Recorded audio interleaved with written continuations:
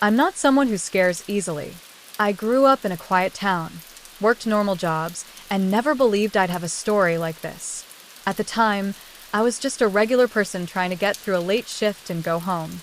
Nothing about that night felt special or dangerous at first. I was 23 years old and working as a barista at a small coffee shop in the United States. It was the kind of place locals came to every day. Same faces, same orders, same routine. I had been working there for almost a year, and I knew the building well. I knew the sounds it made. I knew when something was off. That night started like every other night. It was raining hard outside. The steady kind of rain that makes everything quieter. The parking lot was mostly empty, and the windows were fogged from the warmth inside. Soft music played from the speakers. The espresso machine hissed and clicked as it cooled down. I was wiping the counter and thinking about what I'd eat when I got home. There was nothing unusual about the customers earlier. A couple studying, a delivery driver grabbing coffee, one older man who sat by the window and left without saying much. Completely normal. I remember checking the clock and realizing we were less than an hour from closing. I felt relieved. Late shifts always felt longer when it rained. The streets outside looked empty, and the rain made it feel like the whole world had slowed down. That's when I noticed something small that didn't feel right. It wasn't a loud noise. It wasn't someone yelling or acting strange. It was the feeling that I was being watched. At first, I ignored it. Coffee shops are full of glass. Cars pass by. People look in. I told myself it was nothing. I kept cleaning. I kept my head down. But the feeling didn't go away. It stayed heavy, like pressure on the back of my neck. I glanced toward the front windows and thought I saw movement in the reflection. When I turned to look directly, there was nothing there. Just rain sliding down the glass and the empty parking lot beyond it. I laughed quietly to myself and shook my head. Long shift. Tired brain. Then I noticed the front door handle move slightly. Just once. Not enough to make a sound. Not enough to open the door. Just enough to let me know someone had touched it. I stood there, holding a damp rag in my hand, listening to the rain and realizing something was wrong, even though I couldn't yet explain what it was. The coffee shop was a small, independently owned place just off a two-lane road in a suburban part of the Midwest. It wasn't fancy. One main room, a counter with the espresso machines, a few tables near the windows, and a narrow hallway in the back that led to the storage room and employee restroom. The walls were painted a warm brown, and the lights were always kept dim in the evenings to make the place feel calm. I had worked there long enough to know every creak and hum the building made. The air conditioner rattled when it kicked on. The refrigerator buzzed louder at night. When the rain hit the roof hard enough, you could hear it over the music.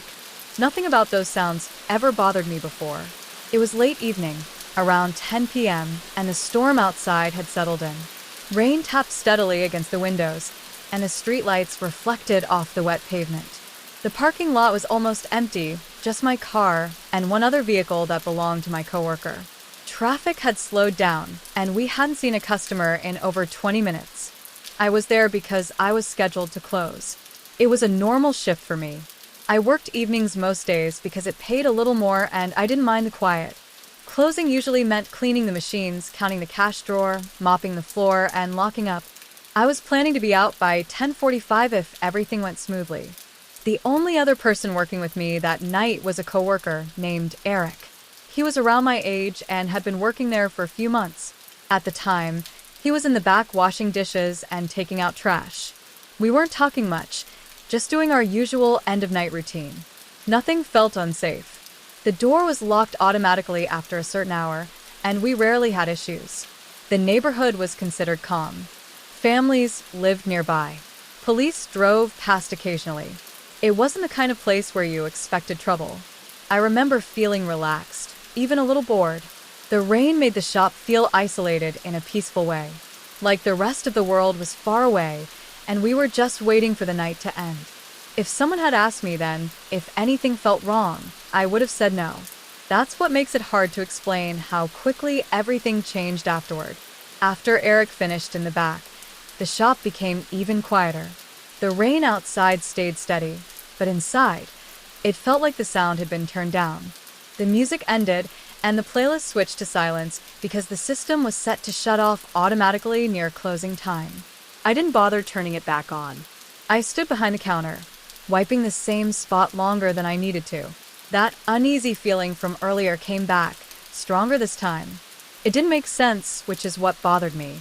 Nothing had happened. Everything looked normal. I checked the front windows again. The parking lot lights reflected off the wet asphalt, making it hard to see past the glare. For a moment, I thought I saw a shape near the far edge of the lot. I leaned forward, trying to focus. When I blinked, it was gone. Eric walked past me toward the storage hallway. His footsteps echoed more than usual. I watched him disappear into the darker part of the shop, and for some reason, I didn't like being alone at the counter. A few seconds later, I heard a soft sound near the front door. Not a knock, more like the door handle being tested gently. I froze and listened. The sound didn't repeat. I told myself it was the wind. The lights flickered once. Just a quick dimming, then back to normal. That happens sometimes during storms, so I tried to ignore it. Still, my shoulders tensed without me realizing it. From the back hallway, I heard a noise that didn't match the usual closing routine. It sounded like a footstep that stopped halfway, followed by the faint scrape of something brushing against the wall. I called out to Eric, asking if he had dropped something. He answered right away, telling me he was still in the storage room. That didn't explain the sound. I walked toward the hallway and stopped just short of the corner. The light in the storage area was off. I stood there for a moment listening. The rain, the refrigerator, my own breathing. Then I felt it again. That clear, heavy feeling of being watched. I stepped back toward the counter. My eyes kept drifting to the reflection in the front windows. I couldn't shake the thought that someone was just outside my view, standing where I couldn't see them clearly. I glanced at the clock. 10 minutes until closing. The door handle moved again. This time I heard it. A slow turn, then a quiet stop. I didn't move. I didn't speak. I just stood there, knowing that whatever was happening wasn't normal anymore, even if I still didn't understand it yet. After the door handle moved the second time, I locked the register drawer and stepped away from the counter. My heart was beating faster now, and I couldn't explain it without sounding dramatic.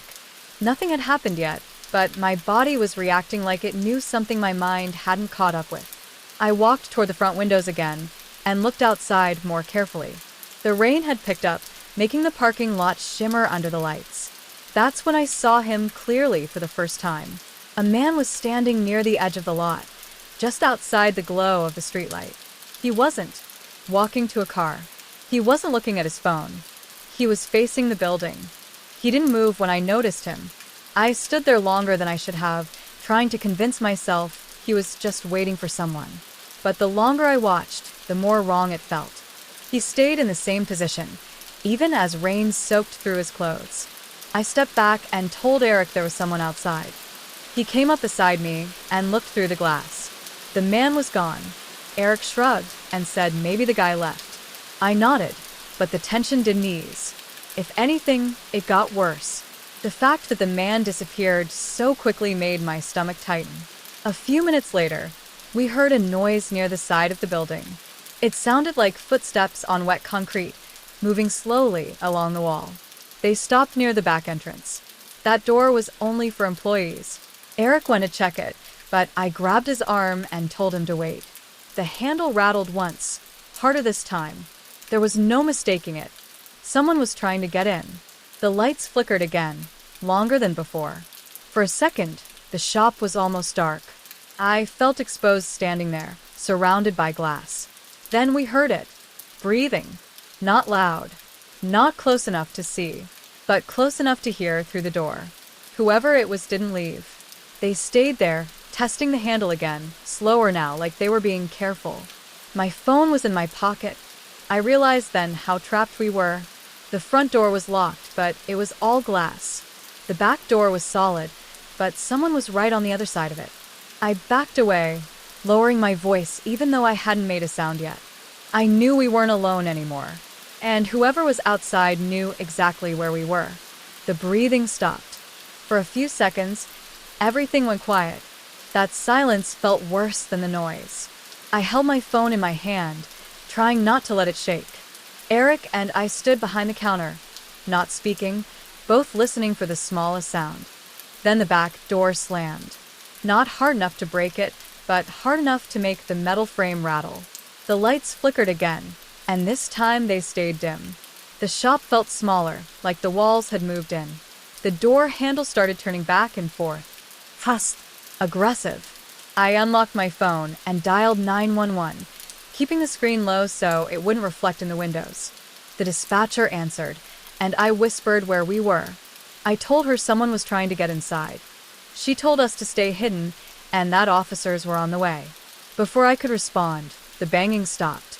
I looked at Eric, and before either of us could react, we heard footsteps inside the building. Not outside. Inside. They were slow and uneven, moving along the back hallway toward us. Each step felt deliberate, like whoever it was knew we could hear them. I realized then that the back door must have opened. I felt cold all over. There was nowhere to run. The front door was locked, and the windows offered no cover. The storage room was dark, but it was the only place without glass. We moved quietly, staying low, and slipped into the storage room. Eric shut the door without making a sound and locked it. I could hear my own breathing, loud in my ears. The footsteps stopped right outside the door. A shadow passed under the gap at the bottom.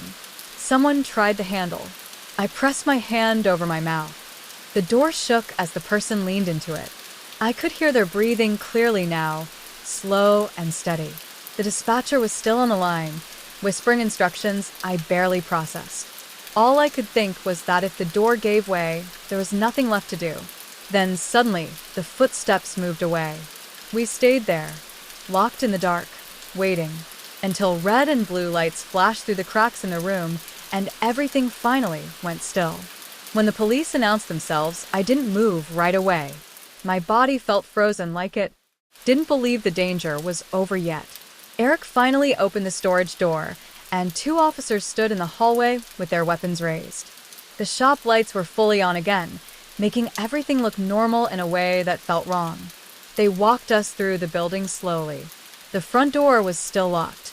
The windows were intact. Nothing looked broken or forced. One of the officers asked us how the man got inside. I told him I didn't know. I was still trying to understand that part myself. Then they showed us. The back door was unlocked, but not damaged. The officer explained that someone had used a thin object to reach through a narrow gap near the frame and flip the manual latch from the outside. It wasn't something a random person would know to try. They searched the storage room more carefully and found a man hiding behind stacked boxes near the back wall. He was crouched low, trying to stay out of sight. When they pulled him out, I recognized him immediately. He was the older man who had been sitting by the window earlier that night. He wasn't soaking wet like the man outside had been. His clothes were dry. His hair was neat. He had been inside the entire time. The officer searched him and found a folding knife in his jacket pocket. It was open. That's when the pieces came together. The man in the parking lot wasn't waiting to get in. He was a distraction. Someone we thought had left had never actually gone far. The officer told us the man had been hiding in the storage room for over an hour, waiting for the shop to empty. He knew our closing routine. He knew where the cameras didn't reach. I realized then that the breathing we heard wasn't from outside the door at all. It had been coming from inside the building the whole time. That realization hit harder than the fear. Everything we thought we understood about that night shifted in an instant. The police took him away, and Eric and I finally stepped out of the storage room. The shop smelled faintly of rain and coffee, like nothing had happened. But everything felt different. The familiar walls, the quiet hum of the refrigerator, even the soft buzz of the lights, they all felt wrong now. They asked us a few questions, took statements, and left. The man was arrested, they said, but they didn't explain how he had known to hide so perfectly or why he had chosen our shop that night. I kept thinking about the reflection in the windows, the way the man in the lot had seemed to know I was watching him, even though he wasn't actually there. That part didn't make sense. How had he disappeared so fast? How had he been inside without our noticing until it was almost too late? I went home that night and didn't sleep. Every little noise, the creak of the floorboards, the hum of the heater, even the sound of rain on the roof, felt like someone was moving closer. I kept checking my door and windows, half expecting to see him standing there. The next morning, the coffee shop was empty and clean. It looked normal, but I didn't go back for another week. And even then, I avoided working the closing shift alone. Sometimes, when it rains at night, I think about that night. I remember the way he moved, the way he stayed silent, the way he waited. And I realize I still don't know who he really was. I don't know if he's gone, if he's watching from somewhere else, or if he ever plans to come back. And I don't think I'll ever feel completely safe in a quiet shop on a rainy night again. The police took him away, and Eric and I finally stepped out of the storage room. The shop smelled faintly of rain and coffee, like nothing had happened. But everything felt different. The familiar walls, the quiet hum of the refrigerator, even the soft buzz of the lights, they all felt wrong now. Every corner, every shadow, seemed heavier than it had before. They asked us a few questions, took statements, and left. The man was arrested, they said, but they didn't explain how he had known to hide so perfectly, or why he had chosen our shop that night. They didn't explain how he had slipped past us, or why the front window looked empty when we were so certain we'd seen him there.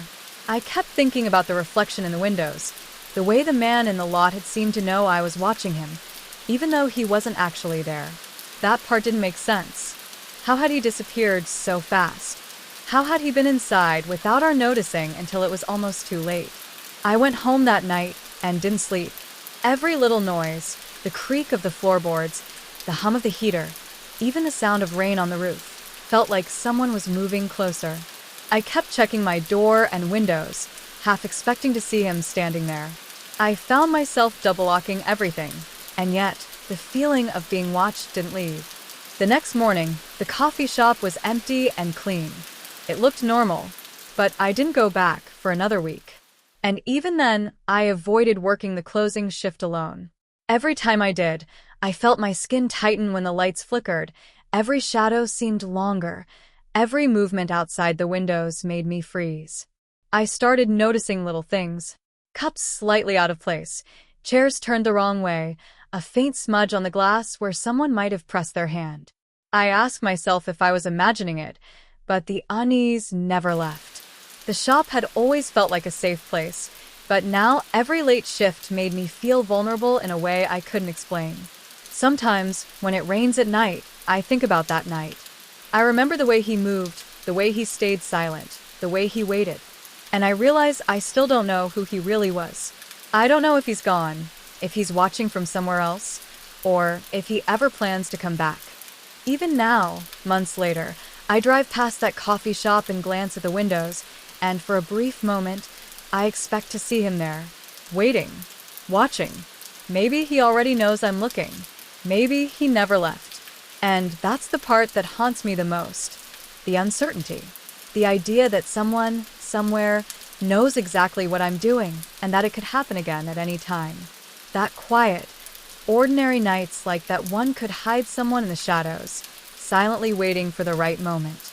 I still go back sometimes to work, but every evening I spend there, I can't shake the feeling that he or someone like him could be hiding just out of sight. The fear never fully goes away, because I don't think I'll ever feel completely safe in a quiet shop on a rainy night again.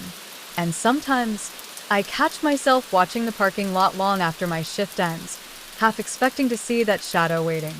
I don't know if he's gone for good. I don't know if he ever really left at all. And I don't think I ever will. The police took him away, and Eric and I finally stepped out of the storage room. The shop smelled faintly of rain and coffee, like nothing had happened. But everything felt different. The walls, once familiar, seemed heavier. Shadows seemed to linger longer than they should, and every corner now felt like it could hide something. Even the soft hum of the refrigerator felt louder, sharper, more sinister. They asked us questions, took statements, and reassured us that the man had been arrested.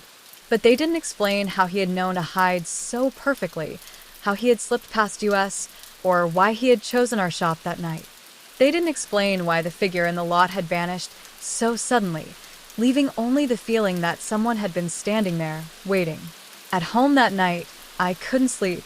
Every little sound, the creak of the floorboards, the hum of the heater, the rain hitting the roof, felt like footsteps moving closer.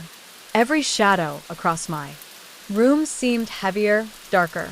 I double-locked my doors, checked every window, and still I couldn't shake the feeling that I was being watched. Returning to the coffee shop in the days after was even worse. Every empty table, every flickering light, every reflection in the windows made me tense. I started noticing subtle things that didn't make sense. Cups slightly out of place, chairs turned the wrong way, faint smudges on the glass where someone's hand might have pressed. I asked myself if I was imagining it, but the uneasy feeling never left. The shop, which had always been a safe, ordinary place, now felt vulnerable, like it could hide anyone or anything. Sometimes, during the quietest moments of a late shift, I could swear I heard a soft footstep in the back hallway or the faint scrape of something moving along the floor. I would pause mid-task, holding my breath, staring into the dark hallway, and the sound would stop. Every time, my stomach would drop, and I would remind myself, it's just my imagination. But it wasn't always my imagination. Months later, I still drive past that coffee shop. Even in daylight, the memory of that night lingers. I glance at the windows, half expecting to see a shadow standing there, watching me. Sometimes I wonder if the man ever really left. Maybe he's still out there, somewhere learning, waiting. Maybe he's watching me now.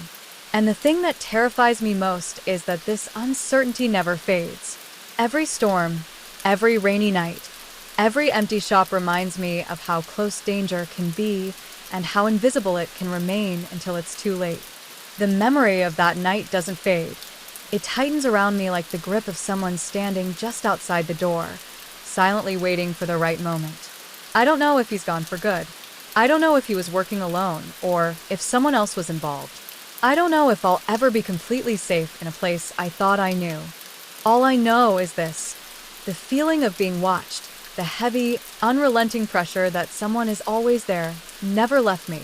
And sometimes, when I'm closing alone on a rainy night, I catch myself staring at the parking lot long after everyone has left, half expecting to see that shadow waiting. I don't think he ever really left, and I don't think I ever will.